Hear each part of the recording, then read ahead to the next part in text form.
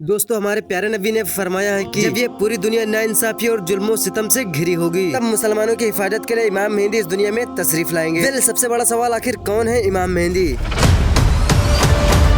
और कैसे इमाम मेहंदी इस दुनिया के मुसलमानों के नाइंसाफी और जुल्मो सितम से बचाएंगे। चलिए आइए जानते हैं आज की इस वीडियो में, जिसका नाम है हु इज इमाम मेहंदी। तो अस्सलाम वालेकुम दोस्तों, मेरा नाम है मोहम्मद फुरकान, आप देख रहे हैं दीनी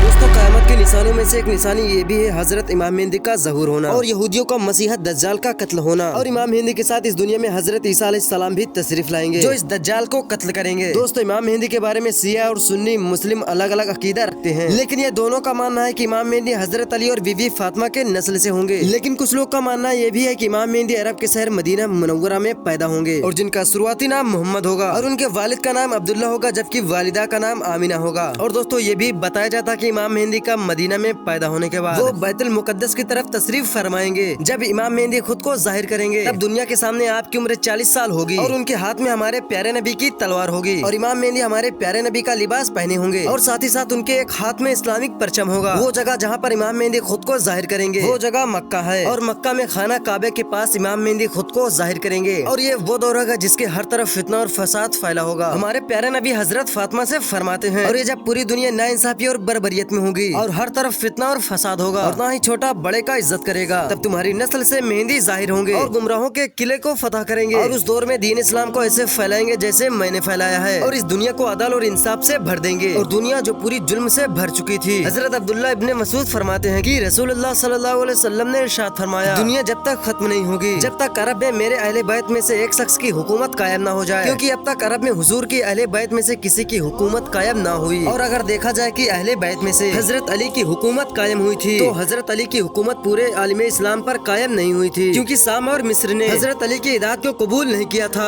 इस हवाले से ये भी मामला होना है और रसूलुल्लाह फरमाते हैं उनका नाम भी वही होगा जो मेरा नाम है, यानी कि मोहम्मद। और मेहंदी तो इमाम मेहंदी का लकब है और एक रिवायत है जिसमें हमारे प्यारे नबी फरमाते हैं कि मेहंदी मुझसे होंगे और बड़ी रोशन पेशानी वाले होंगे और बड़ी खड़ी नाक वाले होंगे। वो इस सरजमीन को अदल और इंसाफ से भर देंगे जो कि जुल्मो सितम और नाइंसाफी से भरी होगी और वो 7 वर्ष तक हुकूमत करेंगे और अरब के अंदर खिलाफत का निजाम इमाम मेहंदी के जरिए से ही होगा और ये 7 वर्ष तक कायम रहेगा। और एक रिवायत ये भी है जिसमें रसूलुल्लाह फरमाते हैं कि एक दौर ऐसा भी आएगा जिसमें बड़ी अजमाइशें होंगी, किसी शख्स को सर छुपाने की जगह ना मिलेगी, वो अपने आप को जुल्मो सितम से ना बचा पाएगा और फिर अल्लाह ही हमारे खानदान में से किसी एक शख्स को उठाएगा और इसके जरिए से ही इस सरजमीन पर अदल और इंसाफ से भर देगा। और जब मुसलमान इमाम मेहंदी की क़यादत से टकराएंगे तो ईसाई और यहूदियों से, तब अल्लाह ताला 2 तरफ से मदद भेजेंगे इमाम मेहंदी के लिए। पहला तो हजरत ईसा अलैहिस्सलाम का आसमान से उतरना, जिन्हें अल्लाह ताला ने आसमान पर ही उठा लिया था, और यहूदियों का सबसे बड़ा फितना जो खुद मसीहा होने का दावा करेगा, दज्जाल, जिसे हजरत ईसा अलैहिस्सलाम कत्ल करेंगे। और दूसरी मदद का पता चलता है कि मशरिक से फौजें आएंगी, ये भी इमाम मेहंदी के मदद के लिए।